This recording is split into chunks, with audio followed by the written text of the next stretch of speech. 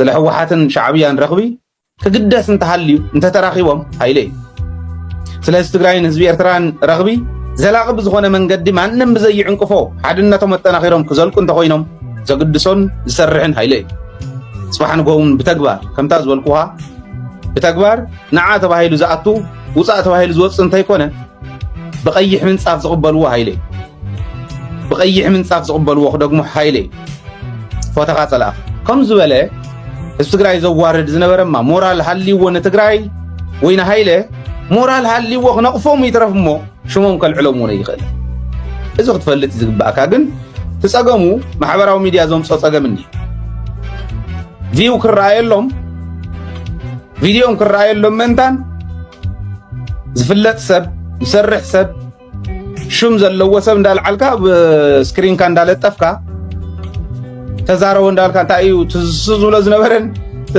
ኣነ ዝበልክዎን ዘይራኸብ ኣነ ንስታሊን እንቲያ ይበልክዎን ስታሊን ተን ዝበልክዎን መርትዖ ሒዙ የቕርብ ንዓይ ከቕርበለይ እንድሕር ደልዩ ክንዲ ፅፍሪ ተኣክል ትንፈስ ይብልን ሃይለ ሕዚ ሃይለ በዲሉኒ ዝብል ሰብ እንተሃልዩ ንሃይለ ስልከይ ይፈልጦ ሰንጀረይ ይፈልጦ ይልኣኸለይ እሞ ንራኸብ ፀገም የብለይ ነው ተዛረቦ እዚ እዩ ገለታት ኢልኩም ዝለኣኽኩም ለይ ፀገም የለን ይበላ ሃይለ ኢሉ ኢለ ከምዚ ዝበለ ኹርኩር ግን ጥሒኖም ብዝሃብዎ ክግርድፍ በል ይብል ማንም ገርዳፊ ንሃይለ እንድሕሪት ክመልሶ ይኽእል ጀጋኑ ዝፀርፍ ኣፉ ጋሕጊሑ ካብኡ ንትትከበሉ ትካቦ ብኣልክዕ ዝልፍልፍ ሰብ ሞራል ሃልይዎ ንሃይለ ክነቕፎ ይኽእልን እየ ዝብለካ እዚ ናይ ትማሊኻ ከዓ ጋሩ መጀመርያ ዝሓፈሩሉን ርእሶም ዘድነኑሉን ሓደ ጀነራል ወዲ መድህን ዝበሃል ነይሩ መስለኒ ወዲ ዓድዋ እዩ ዝፈልጦ እየ ኣክቹዋሊ ንዕኡ ሓፍቱ ደቂ ሓፍቱ ምሳና እዮም ዓብየ ምሳና እዮም ተማሂሩ ኣብ ዱባይ ከይዱ ዝሕከም ነይሩ በብክልተ ሰሙ ሕሰቡ ህዝቢ ትግራይ ኣብ ጥሜት እንከሎ ማይ ዘይብሉ ህዝቢ ሒዞም ንሳቶም በብክልተ ሰሙ ዱባይ ከይዶም ሕከሙ ሕክምና ምኻድ መርዓ ኣይኮነን ደንቆሮ ክሓስቦ ከሎ ግን ከምኡ ዝመስሎ በብክልተ ሰሙን ሕክምና ዝኸደሉ የለን በብክልተ ሰሙን ሕክምና ክመላለስ ይትረፍ እሞ ኣዲስ ኣበባ ክመላለስ ወይ ንብረቱ ክውንን ደቁ ቤተሰቡ ከመሓድር እውን ዘይተፈቀደሉ ካብ ቃልሲ ናብ ቃልሲ ዝኸይድ ካብ ዕድመ ንእስነቱ ጀሚሩ እስካዕዛ ዕድመ ሽምግልንኡ ብቃልሲ ዘሎ ናይ ጀጋኑ ጅግና ይወድ መድን ሰራዊትና ምስ ዕስለ ናይ ጸላእቲ ጥምረት ገጢሙ ዝሰዓረ እዩ ምስ ናይ ሻዕብያ ሕጂ ዝቁፀራ ዝነበራ ብሓደ ግንባር ዝመፀ 50 ታንክታት ብኩሉ ቀጠና ጥምረት ፈጢሮም ዝመፁና ናይ ብዙሓት ሃገራት ዓዲ ምንም ተይሰልጠነ ሓጋዚ ዘይብሉ ኣብ ንእሽተይ ዓዲ ውሕድ ህዝቢ እመሃገር ዘይኮነት ታሪክ ዝሰርሐ ህዝቢ ትግራይ እውን ከውፃእ ዝኽእል ንቅድሚት ጅግና ሰራዊት ዘለና እዚ የለና ኣብ ዓለም የለን ከምዚ ዝበለ ሰራዊት የለና ኣብ ዓለም እዚ ሓሰት ኣይኮነን ኣብ ዓለምና ከበድትን ብዙሓትን ታሪካት ይስርሑ እዮም ቴክኖሎጂ ተጠቂምካ ኢኮኖሚ ተጠቂምካ እዚ ከምዚ ዓንቶ ገብረ ገርግስ ዝበሎ ብእምኒ ተዋጊኡ ኣማይ ተሻሕታት ዝተፈላለዩ ዓድታት ንሰማይ ታንክታቶምን ኣውሮፕላኖምን ድሮናቶምን ድዋዕዋዕ ዘበለ መንእሰይ እዚ እኮ ሃፍቲ ህዝቢ ትግራይ እዚ እኮ መመክሕና ህዝቢ ትግራይ ነዚ ይፅረፍ ነዚ ይዋረድ ነዚ ይሕመይ ኣብዘይ ኣቶ ኣብዘይ ስርሑ እዚ ተገይሩ እናተባሃለ ናይ ፖለቲከኛታት ስራሕ እዩ ጥፍኣት ዋላ ተዝህሉ ሰራዊት ክዕርዩ ናቶም ስራሕ እዩ ጥፍኣት ተልዮም ማሕበረሰብ ክዕርዩ ናቶም ስራሕ እዩ ከምቲ ዓንቶ ዝበልክዎ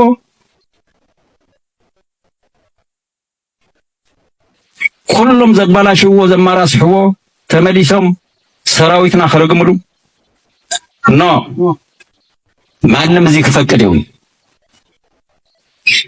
ማንም ከዚህ ከፈቀደው በዚህ ደንገርገር ዝብል ማንም ሰውን ከልየው አው ሰራዊትና ሽግራት ከሎ ይከለ ግን 1% ናይቶም ፖለቲካዊ መራሕቲ ሽግር ያክል እቲ 99% ምስኦም ይዘሎ 99% ሽግር ፐርሰንት ምስኦም ይዘሎ بسمين يخون بدو زلو صلاتنا جنسايد فصيمم لا زي تبغر حزب سراويتنا او خلاليفو منبر ሙሉ خطفنا يم زميتم ካብዚኦም ማሕር ንጽበይ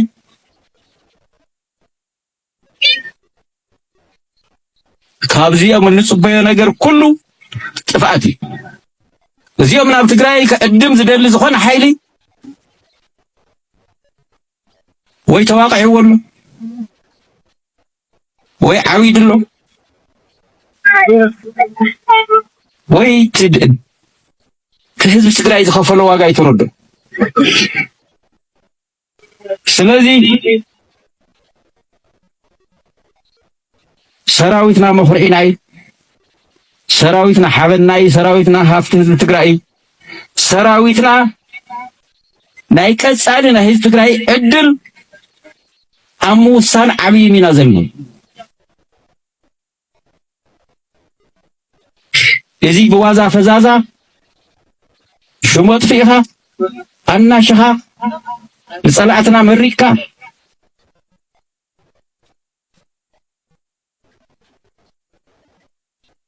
ክዳኸምን ንኸይሁሉን ዝግበር ነገር እንታይ ማለት እዩ ኩላትና ንሕሰቦ ጀነራል ዮሐንስን ማን በለጠው መሰላችሁ? ጃሉድ በለጠው። ጃሉድ ብሪሊያንት ነው ጃሉድ። እነዚህ የኤርትራ ትግሬዎችና የትግራይ ትግሬዎች እኮ ከቸገራቸው አንድ እንደሚሆኑ አንድ ቀን አታቅሞ ይሏል። እውነት ነው ይሆናሉ ይላል። ማን ነው የሚባለው ሙዚቀኛ የሙዚቃ ባለሙያ እውነት ነው አለ። ጃሉድ እብድ እንደ እብድ ነው የሚያዩት። ያ አይነ ብርሃኑ እንበለው ወይም ማየት የተሳነው ማን ነው መጋቢ ብሎ የሚባሉ ሰውዬ ኤርትራና ትግራይ አንድ ቢሆን ኖሮ አማራና ኦሮሞ ተቃጥሎ ነበር፣ ፈጣሪ ሆን ብሎ ነው ያጠማመዳቸው ያሉ ሰውዬ ማለት ነው። እሱ የተቃጠለ ቋንጣ ነው። ግን የጃሉድ ጥሩ ነው፣ ወቅታዊ ነው። የጃሉድ ጀነራል ዮሐንስ በለጠው የምሬ ነው።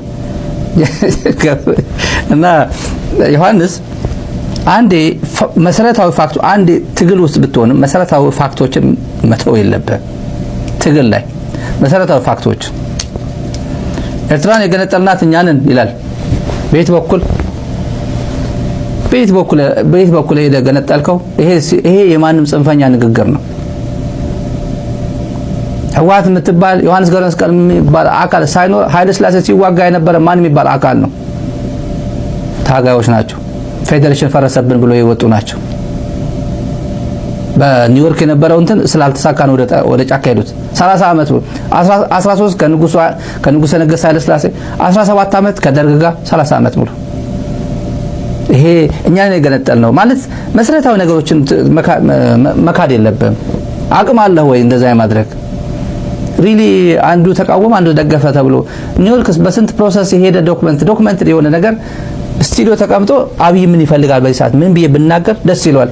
እና ቦሌ አካባቢ ያ እንትና አካባቢ ያው ፎቅ ያው ታውቁታላችሁ። እሱን ፎቅ እንዴት ብዬ ልንከባከበው? ባንክ ያለኝ ገንዘብ እንዴት አድርጌ ሴፍ ላድርግ? ምን ይፈልጋል አብይ ከኔ ምን ይፈልጋል ነው። እና ያው የአብይ ደጋፊዎችም ጭምር ማለት ነው። አሰብ ምናምን እኮ የሚሉ አንዳንዴ እዛ ያው እናቋል የምታውቁታላችሁ። የኢትዮጵያ ሕዝብ ሰዓት የዳቦ ጥያቄ የዶክተሮች ጥያቄ እዛም በሚራገብበት ጊዜ የቀይ ባህር ጥያቄ የሁሉም የኢትዮጵያ 130 ሚሊዮን ጥያቄ ነው። እያንዳንዱ ኢትዮጵያዊ አምባሳደር መሆን አለበት። እያንዳንዱ ብሩክ የሚባለው ፕሮፌሰር ብሩክ የሚባለው ኢቲቪ ሁሌም ይመጣል። ፕሮፌሰር ብሩክ ለኢትዮጵያ የባህር በር ያስገኝልኛል ብሎ መገመት እንትን ማሰብቶ ሰውየው ስራ ፈላጊ ነው። ስራ ፈላጊ ፕሮፌሰር ነው። ይሄን አቅም አዲስ አበባ ዩኒቨርሲቲ የፖለቲካል ሳይንስ እና ኢንተርናሽናል ሪሌሽን ዲፓርትመንት ያላችሁ ተመልካቾች ድሮ የምታውቁት በተለይ የኛ ባች አካባቢ ካላችሁ ብሩክ እንዴት ነው የምታውቁት? በኢትዮ ኤርትራ ጦርነት ጊዜ ማንም የአዲስ አበባ ዩኒቨርሲቲ አስተማሪ በቪኦኤ ወይ በዶይቼ ቬለ ቃለ መጠይቅ አይሰጥም ነበር። ብቸኛ እነ ፕሮፌሰር መራራ እኮ አሉ፣ በህይወት አሉ እኮ። ብቸኛ የሄደ ዶይቼ ቬለ ቮይስ ኦፍ አሜሪካ የሄደ ጦርነት ሲደግፍ የነበረ እሱ ነው። መጨረሻ ላይ ኢህአዴግ ምን አደረገው? ጦርነቱ ካለቀ በኋላ ምክትል አምባሳደር እዚህ ዋሽንግተን ዲሲ መደበው። እዚህ ወንድ ልጁ ደግሞ ጥሩ ማኔጅ አላደረገውም። አሳዛኝ ነገር ቨርጂኒያ ባንክ ሲዘርፍ ያው ተሰዋ ነው የሚባለው። መቼም ጥሩ ቋንቋ ልጠቀም ብዬ ነው። ማኔጅ እንኳን ልጆች ቤተሰብ ማኔጅ ማድረግ የማይችል ኢቲቪ እየመጣ ስለ ባህር በር ምናምን እንትን ያደርጋል። እንጀራ ፈላጊ ነው። ከመጣው ሰውዬ ጋር በሙሉ ጠቅላላ የሚለጠፍ ነው። በኃይለ ማርያም ጊዜ ነው በመለስ ጊዜ ዩኔስኮ አምባሳደር ሆኖ ፈረንሳይ ሄዶ ነበርኮ። የኢትዮጵያ አምባሳደር በዩኔስኮ እዛ ከርቶ ተመለስ ሲባል ከርቶ ወደ ኖርዝ ካሮላይና አሳይለም ጠይቆ ወደዚያ አይደል እንደመጣ ኖርዝ ካሮላይና አሜሪካ መጣ። በእነዚህ ሰዎች ነው የሚተማመነው አብይ አህመድ። ያስገኝልኛል ብሎ ሳይሆን ኢንተርናሽናል ባውንደሪ ኢንተርናሽናል ቀይ መስመሩ ቀይሬ በዚህ ገብቼ እንትን አደርጋለሁ ብሎ ሳይሆን አጀንዳ እንዴት አድርጌ መፍጠር እችላለሁ